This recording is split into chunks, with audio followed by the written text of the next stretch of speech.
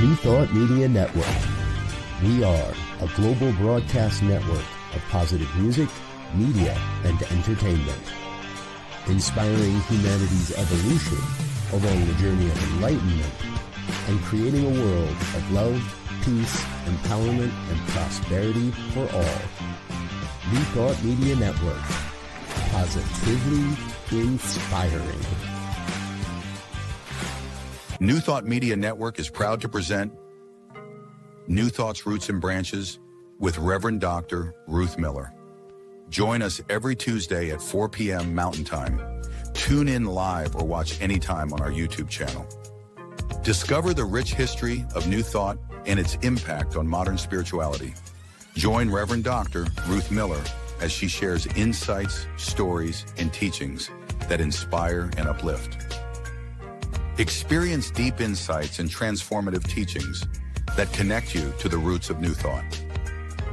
Visit our YouTube channel to catch up on past episodes and join us live every Tuesday at 4 p.m. Connect with us and be part of the journey.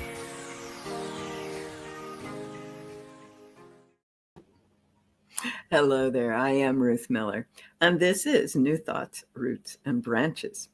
And today, we're going to be talking about a branch that most people don't know very much about, and that's called divine science. Last week, we talked about Melinda Kramer, the one who created divine science. And this week, we're going to talk about the Brooks sisters, the women who built divine science into a worldwide presence and helped to keep it going for decades until other people took it over. So if we look at our chart on the next slide, we can see that down there in the corner of that little blue square, we're well into the evolution of the New Thought ideas from the earliest ancient philosophers and teachers through the Christians, through the Enlightenment, into the New Thought movement. And if we look at the next chart with the photographs of the more present and modern people, I put a little pink circle there around Nona. The Brooks sisters are well into the middle of the modern period, which isn't exactly accurate because we're talking about the 1880s to the 1940s. Who are the Brooks sisters? In the next slide, we get to see a photograph of each of them. Althea is the eldest, and she was the one who kept the other two interested in metaphysical teachings while they were all being good Presbyterians in Pueblo, Colorado. Fannie Brooks is the one who actually was the spearhead for the development of the school and was the one who kept things going quite well for a number of years. But the one everyone knows is the Reverend Dr. Nona Brooks, and that's who a lot of what we're going to be saying today is about. If we go on to the next slide, we're reminded that the divine science seal is telling us that it is everywhere. And the society, the agency, was created in 1888. It had been founded as an idea by Melinda Kramer in 1885, but was built by Nona and her sisters, who then went on to ordain both Emmett Fox and Ernest Holmes. So what was their life like? If we look at the next slide, we'll find out that they were born in Louisville, Kentucky. Althea was the eldest by several years, and Nona was the youngest by several years, born in 1861. Their father did quite well in the early years because he was a salt miner and he provided salt to the Yankees, and I'm guessing just a few of those folks south of the Mason-Dixon since they were in Kentucky. After the war, they moved up into West Virginia, and in Charleston, Nona graduated from what is called the Charleston Female Academy, which would have been for girls up to 15, 16 years old to make sure they had their reading, writing, arithmetic, some language, biblical language, and the skills that a young lady would need because, well, their father was pretty well off at that point. After about 10 years in West Virginia, the family moved to Pueblo, Colorado, and Dad shifted from the salt mining world to the metals world. Much of the silver and iron and lead that was coming out of the mountains were going through Pueblo, Colorado. And in fact, by the middle of the 19th century, Pueblo was called the Pittsburgh of the West because of how much production of that type was going on. While they were there in the 1880s, they met Charles Myrtle Fillmore and their kids. And in fact, they were so close as multiple families that Althea ended up marrying Charles's business partner, Charles Small. So Althea becomes Althea Brooks Small. She had kids by the time that Nona was 19. So that gives you a sense of the difference in their age. They were very much involved in exploring possibilities together, but they were very active, as I said, in the Presbyterian Church. In 1890, the Fillmores had left the area, as you may recall, and their father died.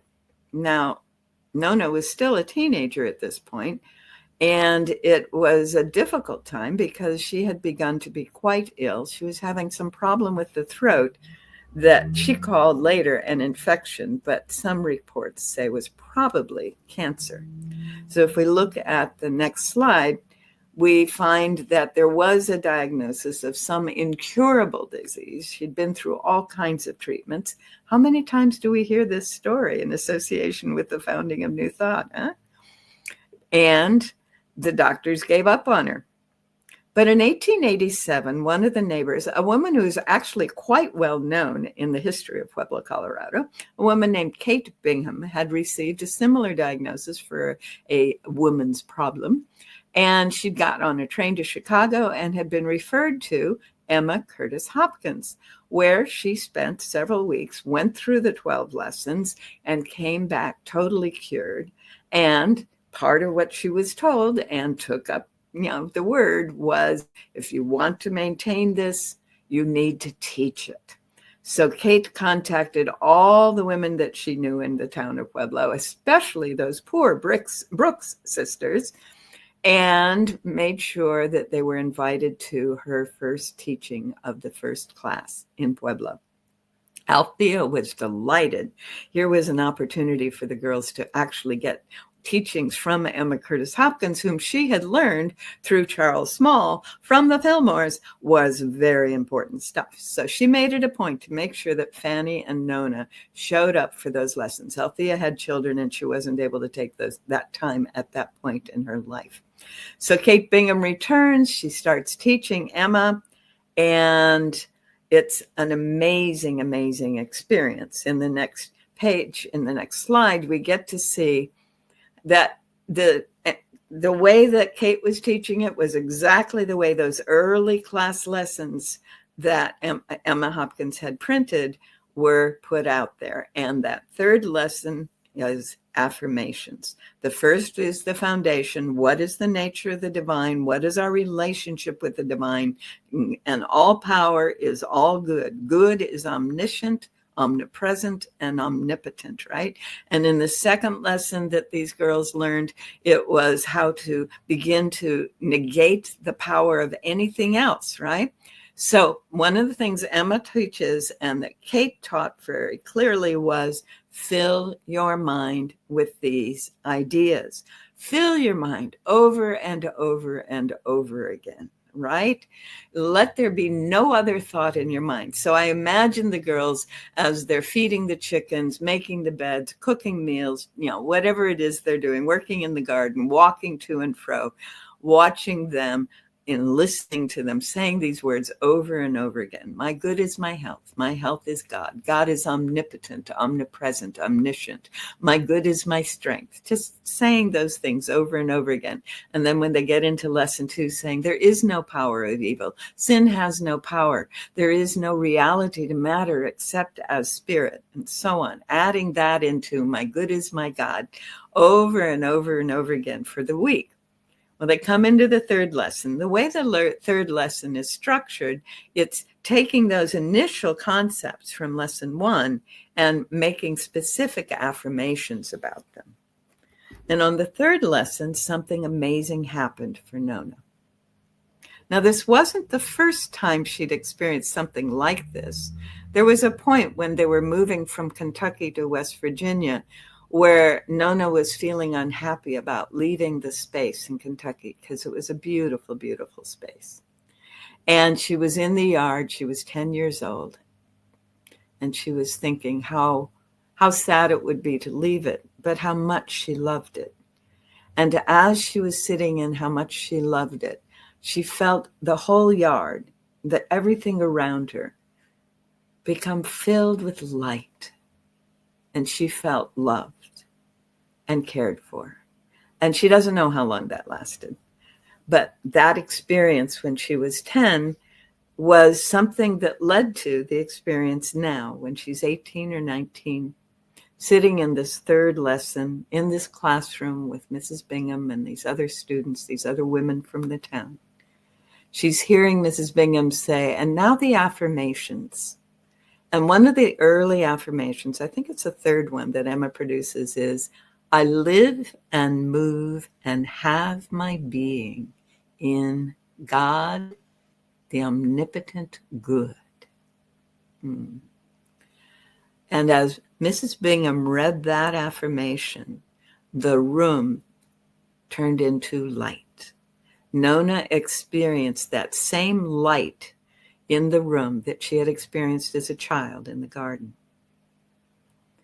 However, this time there was a voice.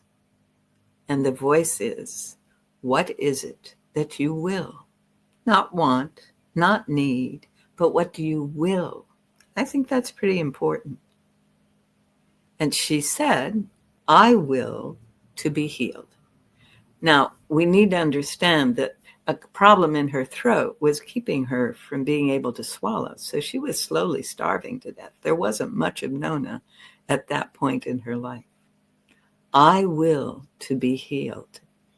And she felt the light flooding her, the love flooding her. She felt it was done. And then the room returned to normal, and it was the end of class. And she comes up to her sister, Fannie, and she says, I'm healed, I'm healed. And Fannie says, good girl. And they get in the wagon, but really, I'm healed. And Fannie says, keep doing those affirmations. It wasn't until they were sitting at table that night and Nona ate a full meal with no problems at all that Fannie realized what was going on. Nona had found that place of being where that power is who we are. So in the next few years, things shifted and changed. Fannie and Nona stayed in their father's home after their father died in 1890, but they were pretty poor. Nona decided she better start earning a living, so she immediately enrolled in the local normal school. And then somehow through the work of Charles Small, who had been Fillmore's developer partner, and whatever else had happened, they were able to pay for her to go to Wellesley College for a year. And she got the degree and came back as a teacher. Fannie, in the meantime, was being courted by a number of possible suitors. Althea was at home raising the children and studying and encouraging all the esoteric metaphysical reading and experiences they could. I'm guessing she probably hung out with Kate Bingham a little bit.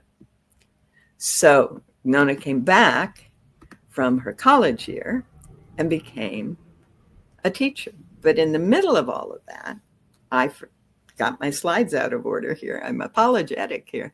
That's what was going on in the background. And as we become into the fourth lesson, this is 1 week after her healing, Fannie and Nona are heading home. And they stop by, as they often did, at their sister's home. Althea's small with her kids. And it turned out that Althea's daughter had been injured. And she was a hemophiliac. She was a bleeder. And everyone went into a panic except Fannie. Fannie said, got this handled. And she sat down with Nona and she said, okay, Nona, you are healing our niece and I will treat for you. Now, this is a pattern worth paying attention to. This is not something that we see very often, but much more often early on in this process, where someone is holding the space for someone who is doing the treatment. Well, they did. And Nona entered into that light again. What is it that you will? I will that she be healed. And she was, and never had a bleeding problem again. And then the word got out. So about this time, the Presbyterian elders said, Fannie and Nona, what you are doing cannot possibly be a good thing. So they kicked them out of Sunday school. They could no longer teach in the Sunday school. Nona was able to teach in the regular school, thank heavens, because that's how they were supporting themselves. So Nona was working as a teacher, and Fannie was accepting. She finally accepted the courtship of Mr. Evans and became Fannie Brooks Evans and began to move to Denver. Oh my goodness. So in the next slide, being the healer, we see that Nona stayed in Pueblo, teaching in the schools. We see that Althea stayed in Pueblo with her husband, supporting Nona's healing work. So she would help make sure that after school and on weekends, people who wanted to be healed got to experience Nona. And I'm guessing Althea probably treated for Nona, but I don't have any record of that. Fannie moved to Denver with her husband, and then after a year or so, invited Nona to come up and spend her summers. So when she wasn't teaching school, she would move to Denver, spend the summers working with Fannie on healing people. They were given the basement room of another building, which had a dirty old couch on it and another chair, and people would sit there and wait. And then Nona would meet with them, and she would treat them, and she would do 10, 20, 30 people a day during the summers, having them come in, experience her entering the light, experiencing the change in their body and their emotions and their whole being, and then go home feeling well. Every now and then, she would be called to sit at someone's bedside during this period. And she would sit there and she would close her eyes to shut out the image of the person not being well. And the way she describes it is she would name all of the qualities of God, fill her mind with all of these qualities, beauty and joy and peace and power and all this marvelous nature of the divine, and fill her mind with it until she was in the light and she felt that presence asking her what she willed. She willed that this person be well, get up and live a healthy life, or words to that effect. And when she felt that that had been accomplished, she would go into the silence quietly and be grateful. And the person would usually wake up and nod and get up and get ready to live their life. It was amazing. So in 1896, Fannie persuaded Nona to move full-time to Denver, that she was clearly going to be able to support herself with her healing practice. And it was very soon thereafter that the three of them, Althea and Fannie and Nona, met with Melinda Kramer. The next slide shows us what happened as a result. When they met with Melinda Kramer, the thinking was, here was someone who not only understood the nature of the divine and could explain what Nona was experiencing and what all of them had experienced to some extent, but was aware that this was an exploration. This wasn't a set of doctrines, and they really liked that. So with her permission, they established the Divine Science College that first year. And Althea, the most mature of them, moved to Denver and became its president. Then Nona was the teacher. She was the one with the degree, so she had to be the teacher. She was the number one faculty, effectively dean of the college. Well, within a year, their students were coming back to them, and this has happened over and over again in the New Thought movement. People set up a school, they start teaching the principles, people start experiencing the power, And they go, oh no, I can't go back to regular church. We need a church. We need this to be meeting on Sunday mornings. So, as has happened with every other New Thought teacher on the planet that we know of, except Warren Feld Evans, Nona and her sisters created a church.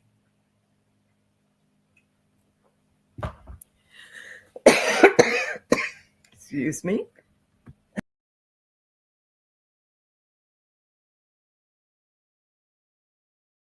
Issue with that one. So, what I think is interesting is not only did they think Nona should be the faculty for the college, and she did teach a number of other people to be faculty, and it worked out, but they decided she was the minister, again, because she had the degrees. So she became the Reverend Nona Brooks, ordained by, excuse me, wow, Melinda Kramer. So Melinda Kramer makes her the minister of the new Divine Science Church in Denver, Colorado. And she becomes quite active in the community as the minister. She's on the local school board. Well, she's a teacher, right? She gets on the prison board. That fascinates me, how this youngish woman at the beginning was, the only woman on the board, and this minister from a church that wasn't exactly recognized was considered appropriate for the prison board. And she was on it for years. And what people discovered was that the ideas that she brought and the words that she brought and the presence that she was meant that they had fewer prisoners who were in the system shorter time at less cost than at any other time. So they kept her on the board as long as she was willing. And she she was managing the teaching aspect of the school and managing the church. And we get an image of all of this in the next slide. This is not a little tiny church. It is now called the Althea Center. Isn't that a beautiful building? I'm blown away by what they were able to create. These three sisters knowing truth and sharing truth, not ever asking for money, but knowing they were fully supplied. We'll talk about that in a little bit. And there is our Miss Brooks as Reverend Dr. Brooks, because later she was given that Doctor of Divinity degree. And she was the primary speaker on Sundays. This took a lot of energy, but she was willing to do it in the name of maintaining the divine science, but also in the name of developing her own scientific or spiritually scientific approaches. So the next slide, we see kind of how this emerged.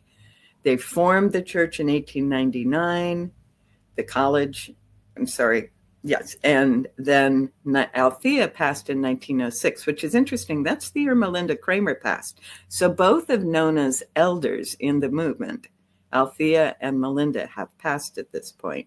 This is also the year that Emma Curtis Hopkins stopped teaching officially. She only did 101s and the occasional lecture after 1906. So this was a significant year in the Brooks' lives, and in Nona Brooks in particular.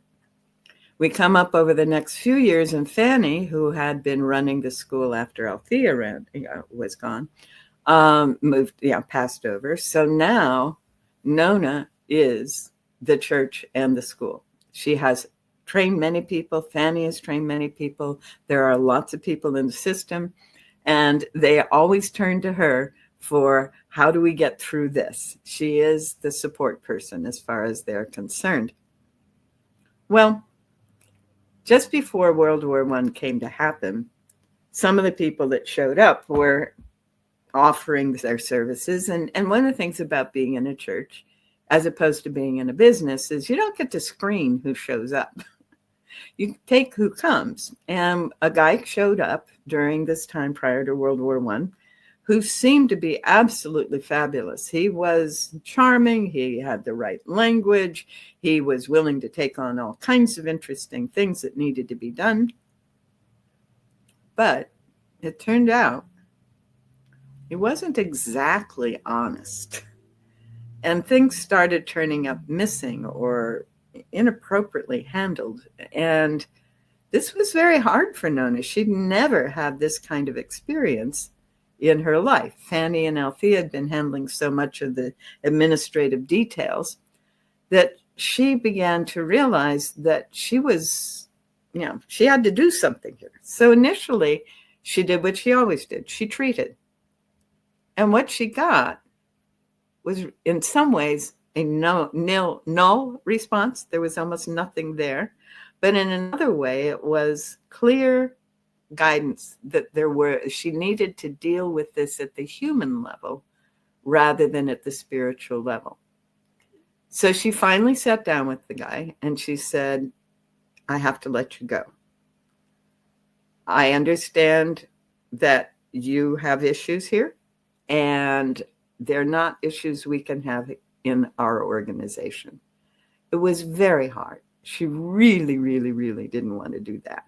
And it was totally unlike any previous experience she had. Well, a couple of years later, rumor came back that this fellow had gone into the military, had volunteered into the military, and had been given a position in the supply corps. Oh boy, now she really had to wrestle with things, because this was a perfect opportunity for someone with the kinds of things he'd shown up doing in the church to do even worse. And finally, after much consideration, and again, going in and being clearly left to do this in human ways, she wrote a letter to the commandant of the group that this man was in and said, I just need for you to know that this is what happened when he worked with us. That's all she did. And she got a very, very profuse thank you letter from the military for saving them quite a few difficulties, shall we say. All right. That was very hard. That period immediately prior to World War I and during World War I were difficult years for her. But she continued to use her standard approach. So in the next slide, what we see is from the time of that moment in the classroom, in the third lesson with Kate Bingham, Nona would take every situation that was presented to her and do a treatment. Every individual that came her way, in the church, they'd come and say, we're running short of supplies, or they're running short of money, or we need a volunteer to show up for this. Or as I said, in the prison board or the other boards that she was on, she would simply go in, she would do the treatment for that thing. Finally, after years, it occurred to her, if I can bring forth the supply for the moment, I can bring forth the eternal supply. I can bring forth, I can allow the divinity to work through me to bring this into being. So finally, she just treated for the well-being of the church. She just treated for the well-being of the school with much more detail than I've just said it. Boy, that took some of the pressure off. Not so many demands, not so many needs coming at her all the time. So that freed up some energy. And in the next slide, we see what she did over the next 20 years. First of all, at the end of the war, she attended that first International New Thought Alliance meeting where Holmes and Hopkins and others were present. And when we talk about Ernest Holmes, I'll talk more about his experience when he met Nona. And this was the meeting where Emma Curtis Hopkins was the official president and where the book High Mysticism was made available. So finally, Nona gets to meet the teacher of her teachers, and the two of them related very well, although there was never any further interaction that we have a record of. Over the next few years, then, what Nona did is cause the Divine Science Federation and the International New Thought Alliance to be merged effectively. They were still separate organizations, but they were jointly members, if you will. Then 10 years later, Nona said, I got to take a break. and she tried to resign from the presidency. They wouldn't let her, but they did give her an extended leave of absence. We know that she moved to Australia during that time, but she was also granted the grand tour of Europe during that time. And that's beautiful. Her experiences really opened her up to new possibilities. She came back to the States and went to Chicago, of all places, and she built a Divine Science church there and didn't run it. She participated in it. And she went up to the spiritualist and other esoteric movement camps in Wisconsin during that period of the mid-30s. And finally, in 38, the temporary position of others trying to cover for her was not working, and she succumbed, and she returned to take over the church in 1938. So busy from 1861 to 1938, from 87 when she first runs into Kate Bingham to 1937. That's a 50-year career, right? And then in 38, she comes back and does more. Amazing to me. As we look at what it was that was supporting her, though, we begin to understand that it was the teachings that helped her. So one of the books that she wrote, and I'll show you some more in a moment, is called In the Light of Healing. And in the Light of Healing, one of the chapters is Life, Light, and Power. The natural scientists tell us that when the amoeba moves from the shadow into the sunlight, it is because it craves the sunlight. First the desire, then the endeavor, and then the accomplishment. And again, they say that the water creatures did not first acquire lungs and then live on the land, but they tried to live on the land, and after repeated trials, developed lungs and accomplished their great aspiration. So this is an example of how she was consistently and constantly bringing the ideas of science into her teachings. So if we look at this slide, the teachings, religion and science are one.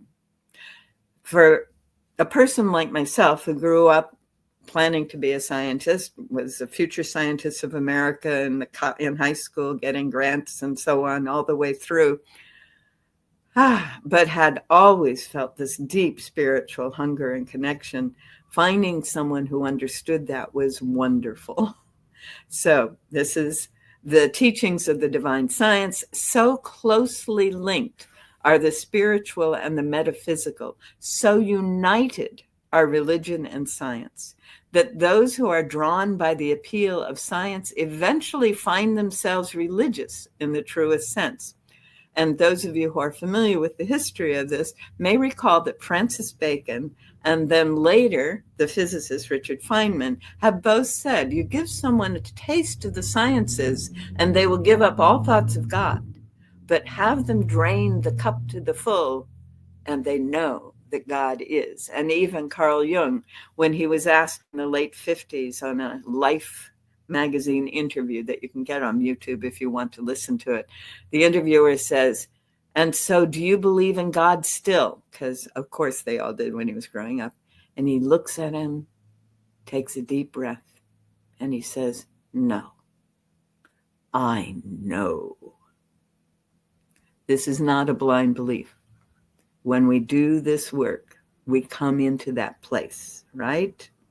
In the truest sense.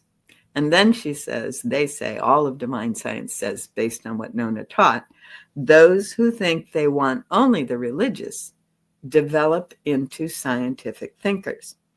Now, this is exemplified in the work of Emma Curtis Hopkins, to some extent Emily Cady, to some extent Charles Fillmore, all these people that we've been looking at, and Melinda Kramer.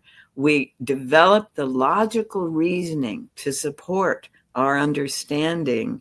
And as we follow the logic of it, then our emotional and intellectual being come into alignment.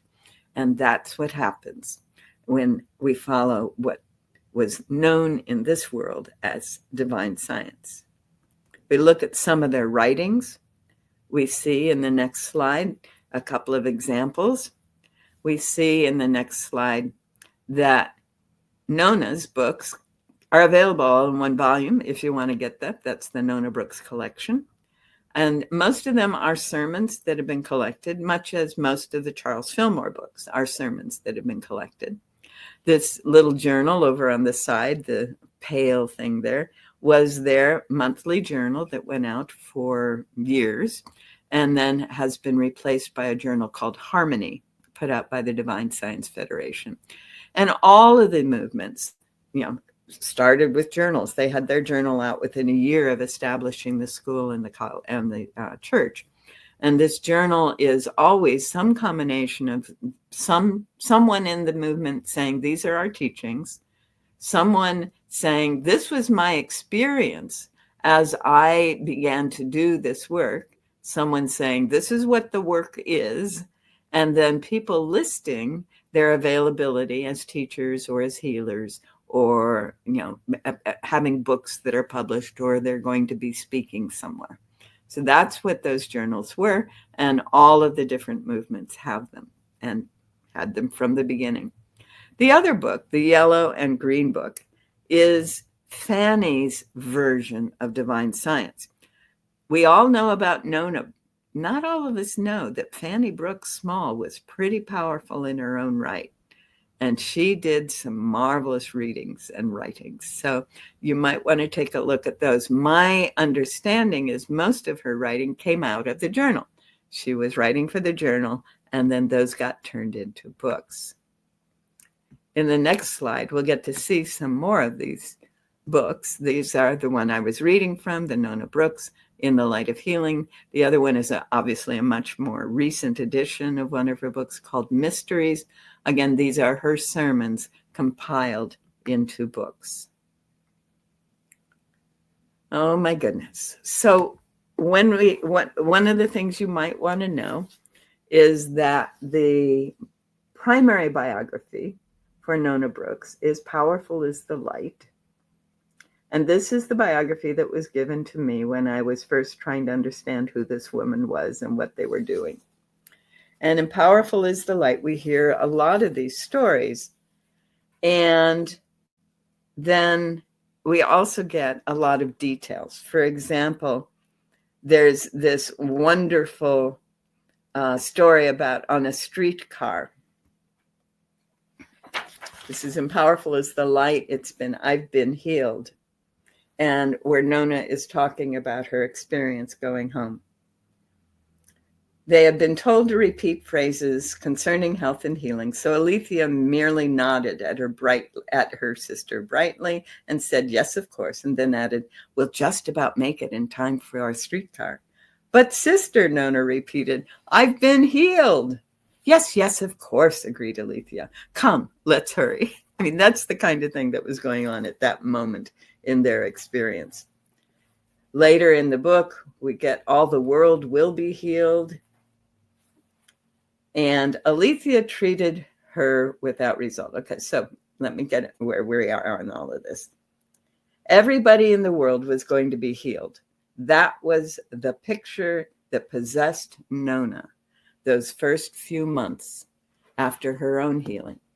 People would treat, and one patient after another would arise and go forth healed. There would be no illness in all the world. God had not made illness, nor did he hold it in place. The fact was that it had no place, and in the course of a few years, 10 at most, illness would be gone from the face of the earth. Oh, the young. Nor did it occur to her that she herself, healed of her throat trouble, was not at the same time healed of every other possible illness. Yet all of her life, whenever she had been overheated, she had suffered. And one day at Glen Park, after she'd baked a cake and several other things, standing over a hot stove, suddenly she was ill again. Althea treated her without result. Then Fannie treated, repeatedly, without result. Now, Nona, it's your fault, they told her. You don't try to accept. But I do, she said crossly. Do you think I want to keep on feeling like this? Go on and treat some more. If you knew how I'd felt, you'd never stopped until you fixed it.